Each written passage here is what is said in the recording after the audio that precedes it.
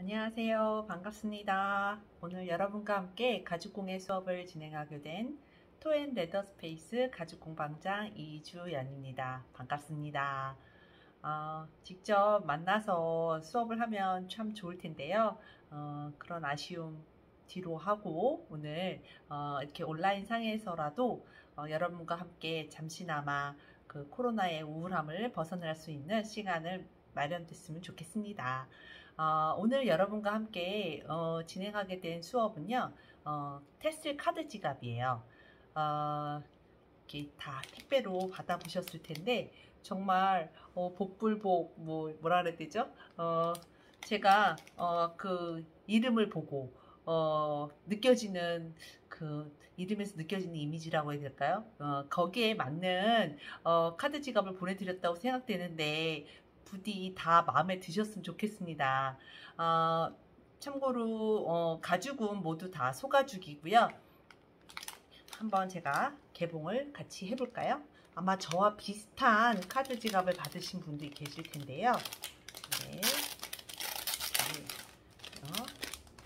보시면 이렇게 보이시죠? 네.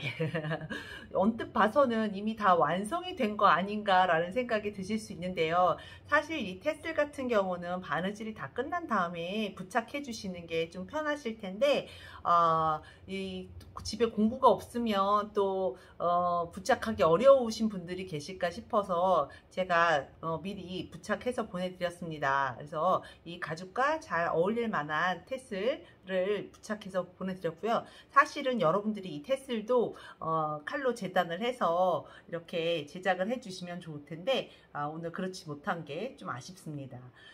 그래서 여기 카드 지갑을 열어보시면 제가 짜잔, 거기 이 지갑과 나름 제일 잘 어울릴 만한 실을 여기에 이렇게 감아놨어요. 그래서 오늘 순서는 이 실로 바느질 하는 것과 그 다음에 그 안에 보면 이렇게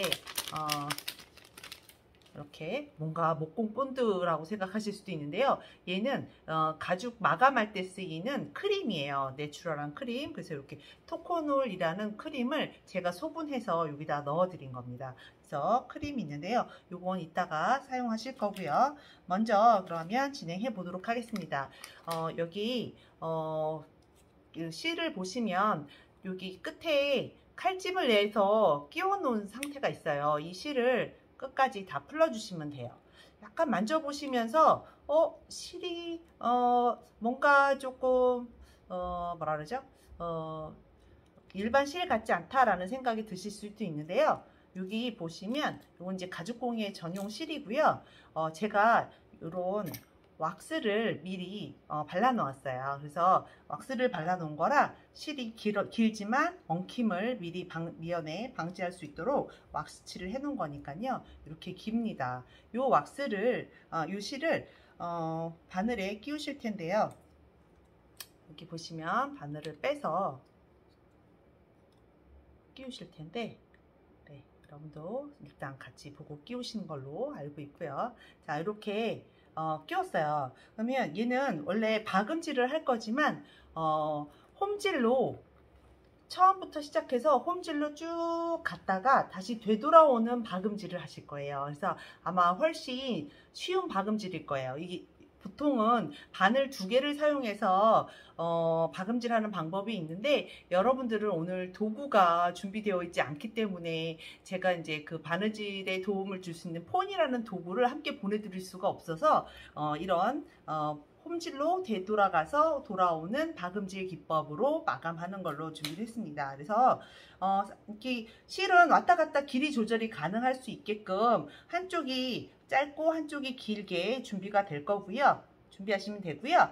그리고 이제 긴 쪽을 살짝 두 번만 묶어주시면 돼요. 이렇게 매듭을 이렇게 한번 보이시죠? 네. 그 다음에 또 한 번 해서 같은 자리에 이 부분은 나중에 잘라서 마감을 할 거예요. 그래서 크게 신경 쓰지 않으셔도 돼요. 이렇게 보이시죠? 네, 이렇게 매듭을 지으시면 돼요. 자, 이렇게 한 다음에 이렇게 잡고요. 자, 그 다음에 여기 이제 진행을 하실 텐데, 자, 여기를 우리 이렇게 뚜껑이 덮이면서 앞면이잖아요. 그래서 요걸 기준으로 뒤쪽부터 시작을 해야지 그 매듭이 가려지는 효과가 있겠죠. 앞면에서 매듭이 보이면 안 예쁘잖아요. 그래서 이렇게 뒤집어서 그 한쪽 끝에다가 맨 아랫 부분에서 이렇게 집어넣어서 나오시면 돼요. 이렇게 해서 앞으로 쭉, 제가 지금 카메라를 보면서 하려니까 어색하긴 한데, 자, 이렇게. 그러면 뒤에 매듭이 있고요. 앞면에 이렇게 나온 거죠. 자, 그런 다음에 이대로 이제 사다리 타기 하듯이 앞에서 뒤로, 그죠? 앞에서 뒤로 가고요. 네, 쭉 잡아당기면 되겠죠? 네, 그러면 딱 매듭에서 걸립니다. 자, 이렇게 해서 이제 또 뒤에서 앞으로 계속 이제 홈질로 가시는데요. 주의할 점이 실이 잘 자리를 잡을 수 있도록 중간중간 좀 이렇게 잡아당겨주는 느낌으로 계속 진행하시면 돼요. 이제 저와 함께 무한 폭풍 바느질을 하셔야 돼요. 그래서 좀 짧게 잡고 이렇게 왔다 갔다 사다리 식으로, 자, 이렇게 하시면 한 땀 걸러서 진행하고 있는 게 보이시죠? 네, 이 상태로 제가 편하게 바느질 하면서 가죽에 대한 안내도 해드릴 수 있도록 하겠습니다. 그래서 이렇게 계속 저와 함께 바느질 하면서 들어보실게요.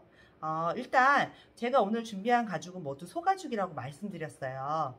그런데 이제 일부 받아보신 분들 중에서는 소가죽이 이렇게 광택이 나던가, 또는 소가죽이 이렇게 약간 무늬가 보이시죠? 약간 줄무늬도 같기도 하고, 예. 근데 얘는 사실 이게 지금 소가죽의 그 일반적인 표면은 아니에요. 그러면 얘는 뭐냐면, 얘는 코끼리 가죽을 흉내낸 소가죽이라고 생각하시면 돼요.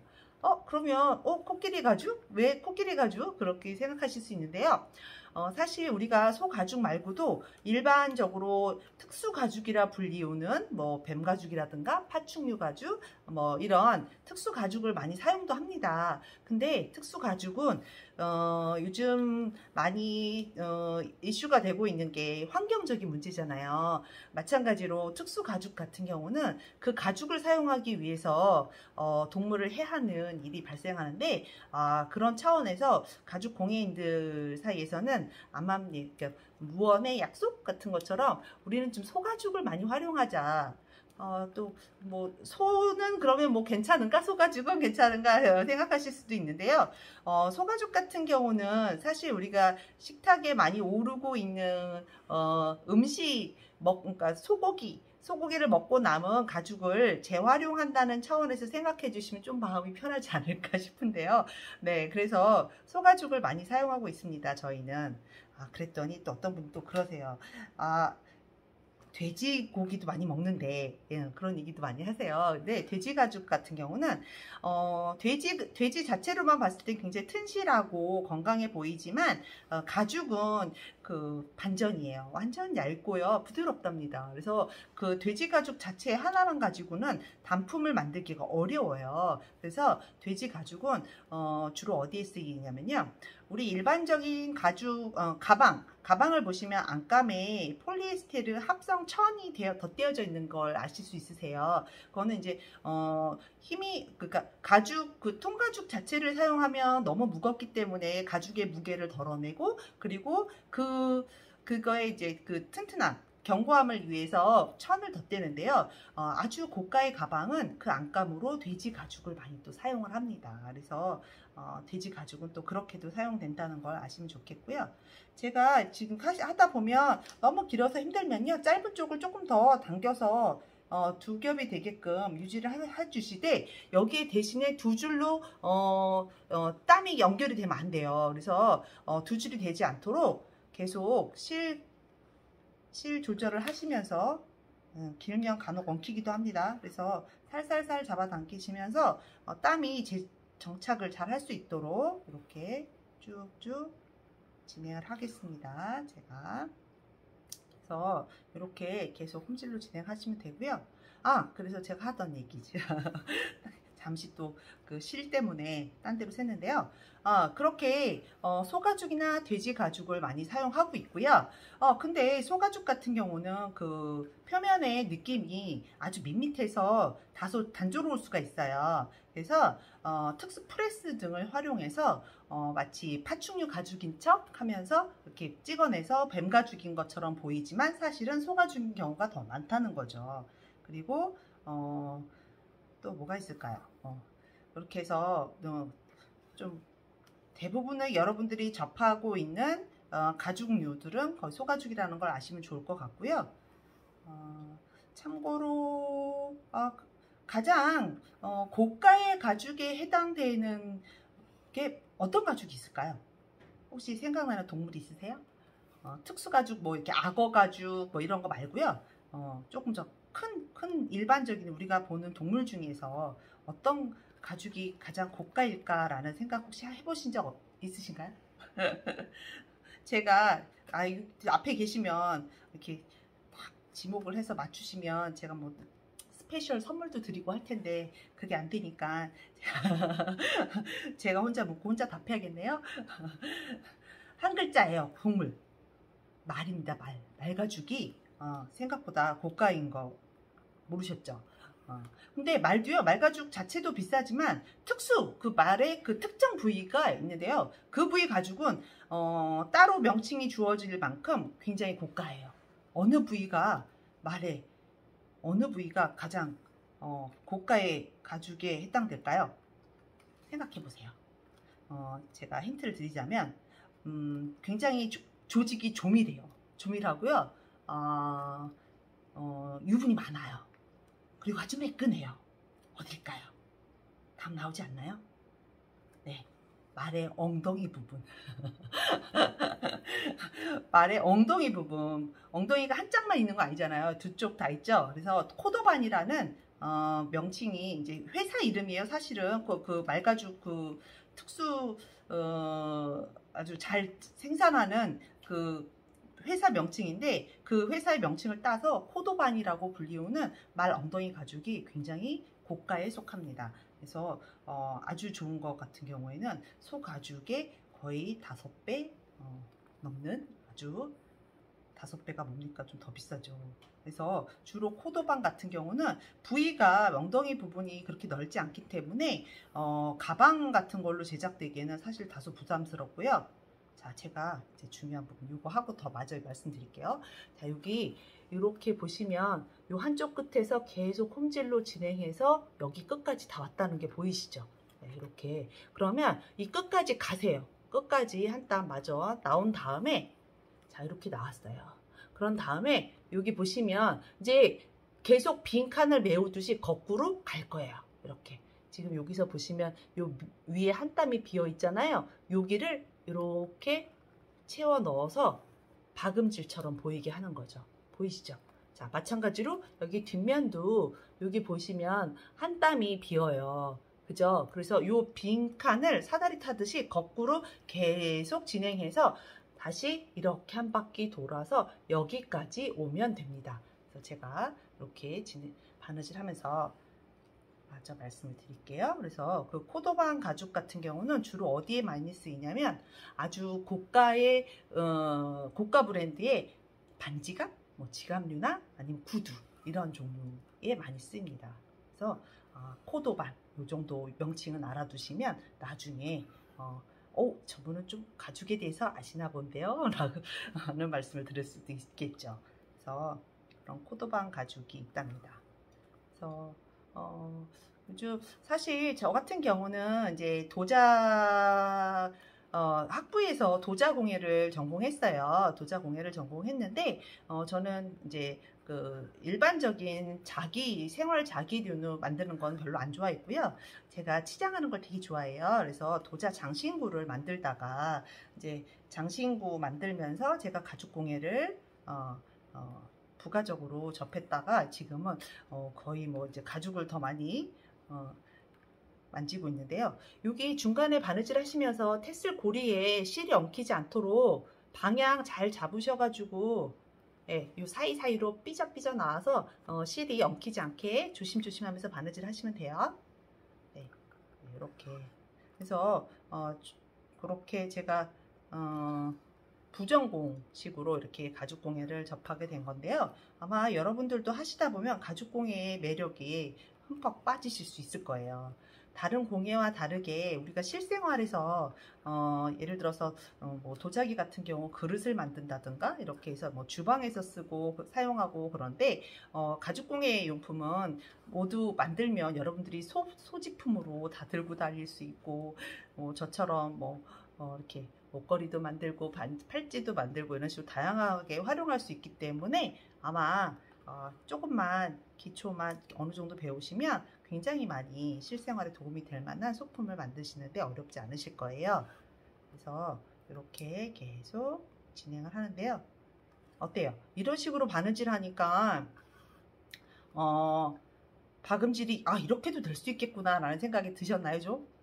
네, 가죽은 사실 원래 이제 여러분들이 이제 원데이 클래스이기 때문에 오늘 같은 경우 이렇게 쉽게 반제품 키트로 받으신 거지만 실제로 여러분들이 처음 가죽을 접하시게 되면 이 가죽이 원래 이 모양이 아니었잖아요. 그래서 이 가죽에 그 재단하기 위한 패턴을 제작하고 그 다음에 재단을 해야겠죠. 그래서 재단을 한 다음에 지금 여러분들은 쉽게 바느질을 하고 계시지만 이 쉽게 바느질을 하기 위해서 바느질 구멍을 내는 작업을 또 해야 돼요. 그래서 그렇게 바느질 구멍을 내서 다양한 기법의 바느질 기법이 또 있어요. 하지만 오늘 이제 여러분들은 박음질처럼 보이는 홈질로 지금 스티치를 하고 계신 거고요.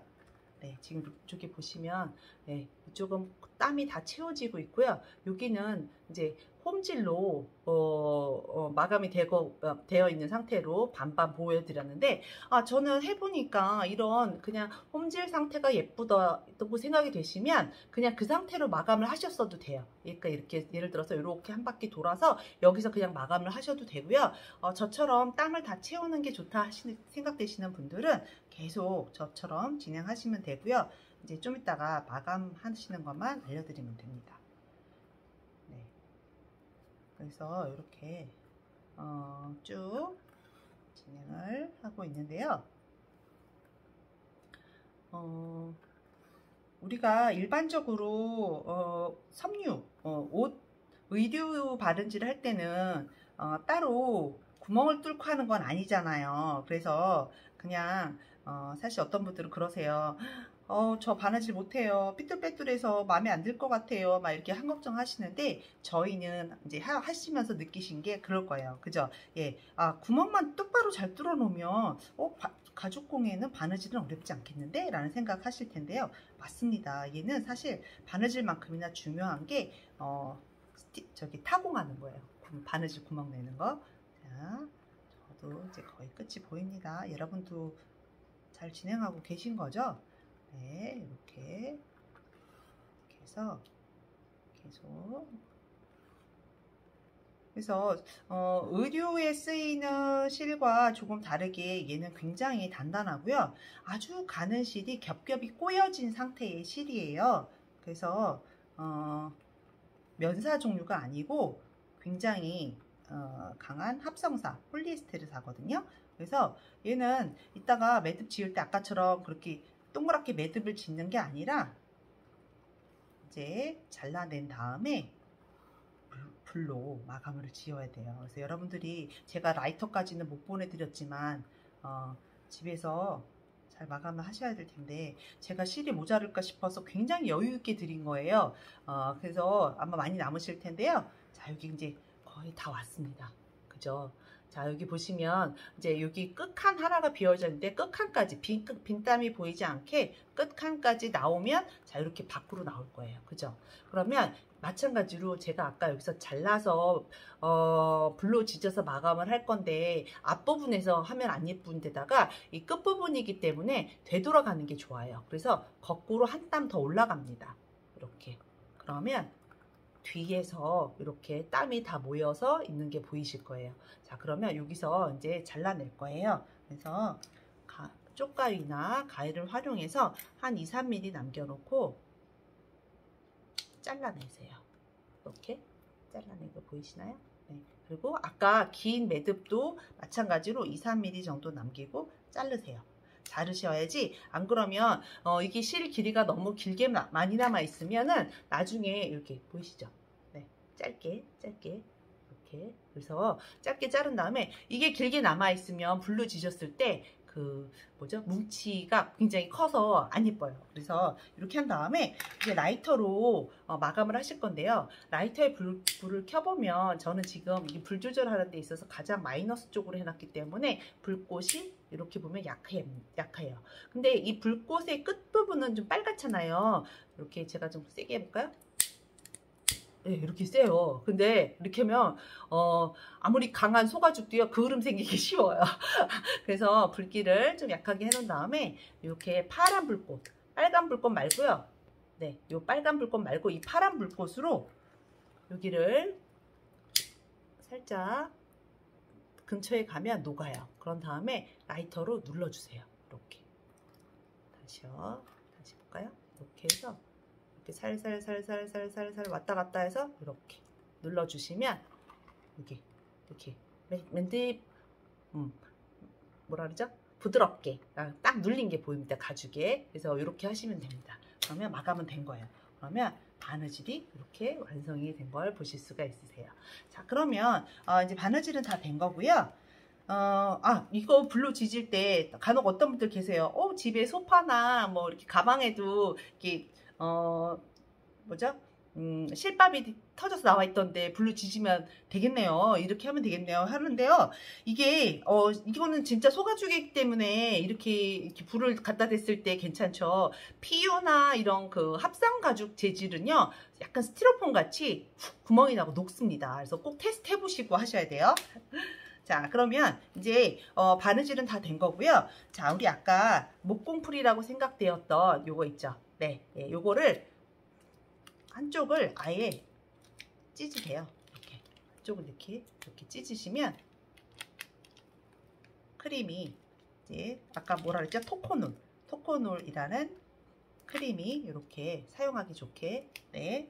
그런 다음에 손가락을 활용해서 얘는 가죽에 바르는 천연 크림이기 때문에 그냥 손가락을 사용해서 하겠습니다. 그래서 이렇게 손가락을 이용해서 이렇게 찍어낸 다음에 자, 우리 요거 가죽을 자른 단면, 이렇게 가죽을 자른 단면은 지금 다소 딱 깨끗하게 보일 수는 있지만 약간 건조하고 거칠어요. 그래서 이 부분을 이렇게 놓으시고요. 손가락으로 톡톡톡 얹으세요. 이렇게. 그런 다음에 안 묻은 손가락으로 골고루 도포가 될 수 있도록 문질러 주세요. 이렇게. 그러면 자, 보이시나요? 바른 쪽과 안 바른 쪽이 굉장히 그 가죽의 본색이 올라오면서 촉촉해진 걸 느끼실 수 있을 거예요. 그래서 이렇게 한 바퀴 다 칠하시고요. 그 다음에 요 가득한 안쪽까지 다 칠해서 마감하시면 돼요. 그러면 가죽의 단면이 훨씬 더 예쁘게 정리가 되는 걸 느끼실 수 있습니다. 사실 일반적인 합성 가죽 제품 같은 경우는 이런 크림으로는 마감하기가 어려워요. 그래서 엣지 코트라고 해서 이 가장자리에 코팅한다 라는 뜻의 그 엣지 코트 또는 후놀이라는 명칭의 약품을 사용해서 그 약간 합성 고무풀 같은 재질이에요. 그래서 우리 가끔 보면 빨간 가방에 노란 테두리 아니면 까만 가방에 파란색 테두리 이런 것만 보셨을 텐데 그거는 다 토코놀이 아니라 엣지코트라는 합성 고무풀이라고 생각하시면 돼요. 그래서 그런 걸로 마감하셔도 되는데요. 저는 그런 엣지코트 같은 경우는 많이 시간이 지나면서 그 부분이 예를 들어서 특히 이렇게 카드 지갑처럼 개폐 이렇게 자꾸 여닫고 해야 되는 작품 같은 경우는 이 여닫는 부위가 금이 가고요. 금이 가면서 이렇게 약간 떼어지는 현상이 발생을 해요. 그래서 오히려 이렇게 천연 크림으로 마감하시는 게 저는 더 영구적으로 가죽에도 좋고 그리고 더 내추럴한 마감 방식이라 저는 이 방법을 좀 선호하는 편입니다.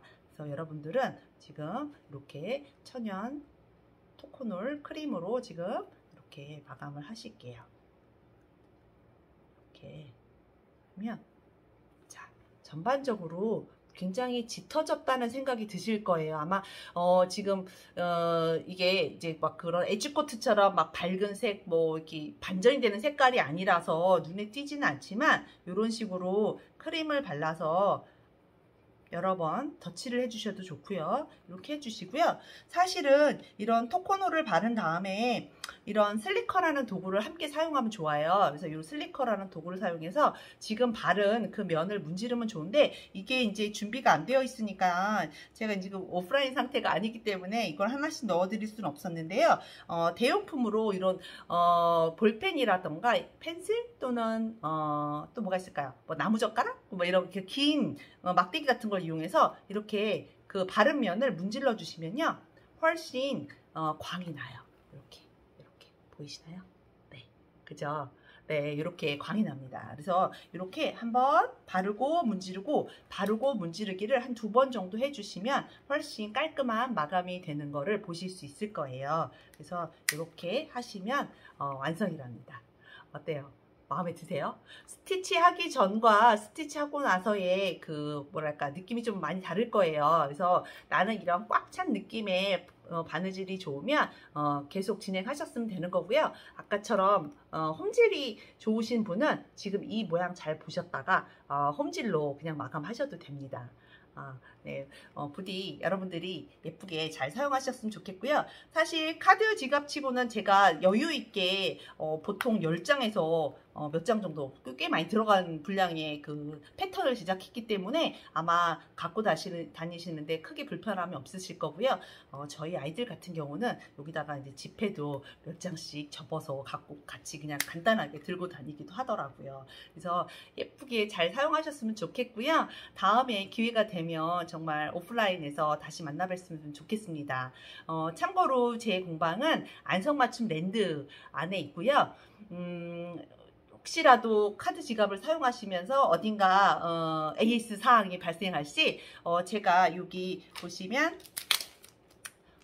여기에 제 번호를 남겨놨거든요. 그래서 저한테 전화 주시면 언제든지 빠르고 신속한 답변 드릴 수 있도록 하겠습니다. 자, 그러면 오늘 여기서 마치도록 하겠습니다. 다음에 또 뵐 수 있었으면 좋겠습니다. 늘 건강하시고요. 행복한 여름 나세요. 감사합니다.